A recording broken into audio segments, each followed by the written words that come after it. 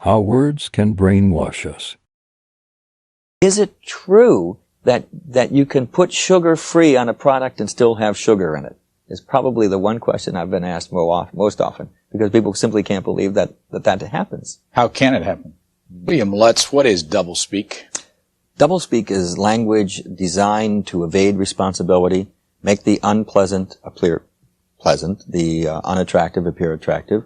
Basically, it's language that pretends to communicate, but really doesn't.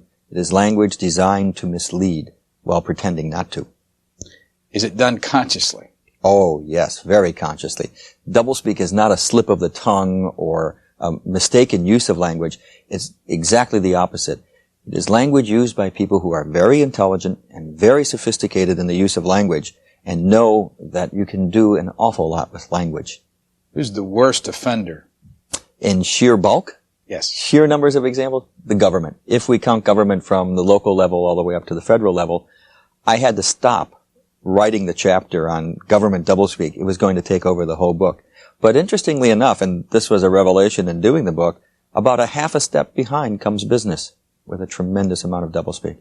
The chapter on food and food doublespeak. Everyone goes after that one about, is it true that you can put sugar-free on a product and still have sugar in it? Is probably the one question I've been asked most often, because people simply can't believe that happens. How can it happen? Because sugar-free simply means they haven't added table sugar or cane sugar to it. They can add mannose, fructose, any of the syrup sweeteners, and still call it sugar-free. So, when you eat something that's sugar-free, there's sugar in it. Oh, yes. And by the way, I found out in a radio interview when they had people in the audience calling in, a man called in and said, do you mean that there's sugar in there? I said, well, yes, there's sugars in that food. He said, well, I'm a diabetic, and my wife makes sure she buys only the sugar-free. I said, you can't eat those. You have to use only the dietetic, because that's governed by law. Sugar-free isn't. Here's a man who was threatening his health through this kind of false labeling. What Chapter 2 is all about. Therapeutic misadventures, the economically non-affluent, and deep-chilled chickens, the doublespeak of everyday living. What is a therapeutic misadventure? I will tell you the incident, and then you can figure it out. In 1982, during a cesarean operation, the anesthetist turned the wrong knob and killed the mother and child. The hospital called this a therapeutic misadventure.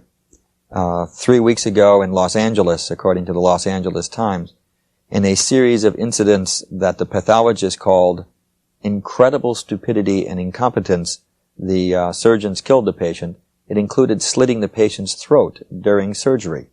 This was called a therapeutic misadventure. How about economically non-affluent? That's what the president of the City University of New York called the poor students attending the City University.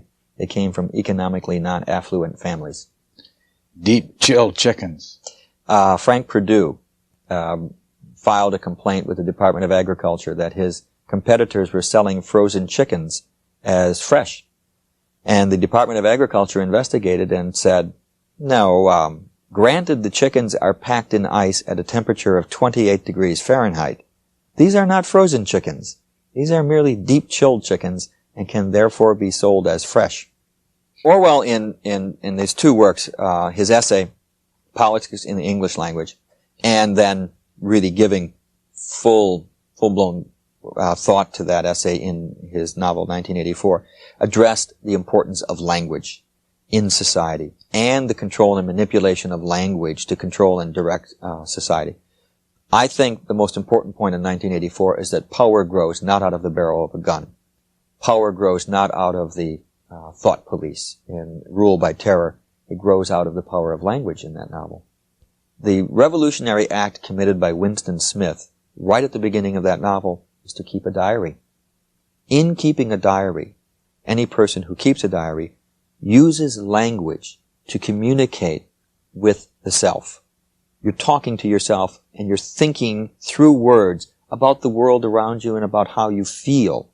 That's why a diary is such a revolutionary act in 1984, because you are reasserting personal control over language.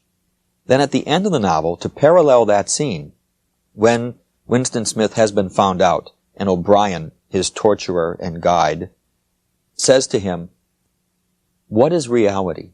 Reality is not external. Reality exists not in the mind of the individual, which soon perishes, but in the mind of the party, which is collective and immortal. What the party says is reality is real. And how else can the party do that? Except by language. Party has taken control of language and has taken it away from the individual. And that's the power, because those in power who control language control the way we see the